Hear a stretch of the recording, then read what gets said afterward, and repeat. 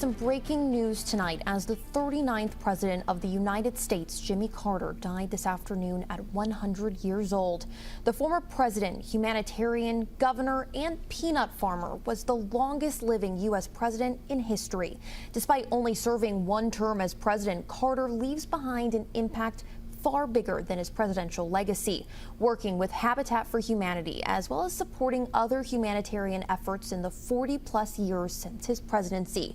And as Christian Benavides reports, the nation's 39th president faced several health challenges in his later years, but pressed on with a joyful spirit.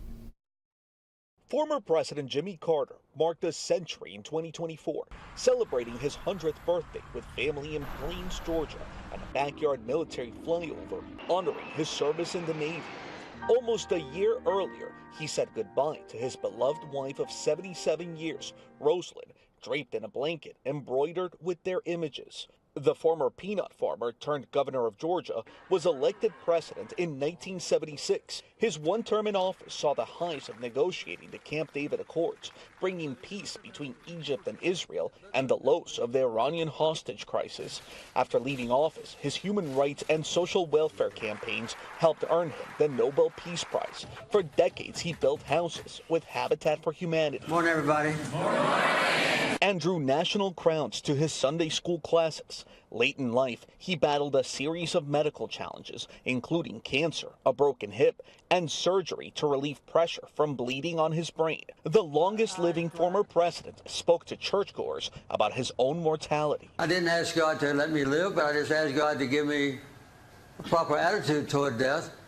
And I found that I was absolutely and completely at ease with death.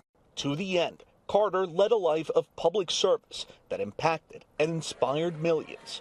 Christian Benavides, CBS News.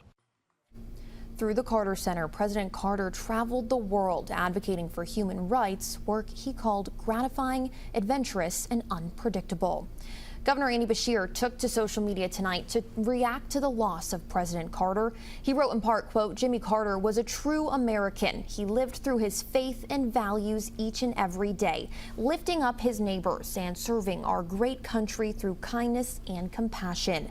Senator Mitch McConnell is also sharing his thoughts on President Carter's life of service. In a statement, he wrote in part, quote, "He found himself manning cutting-edge submarines hundreds of feet beneath the ocean.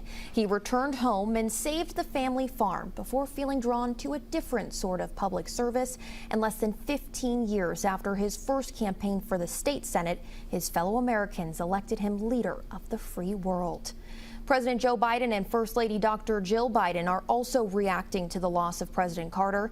In a joint statement, they said in part, quote, "With his compassion and moral clarity, he worked to eradicate disease, forge peace, advance civil rights and human rights, promote free and fair elections, house the homeless, and always advocate for the least among us. He saved, lifted, and changed the lives of people all across the globe."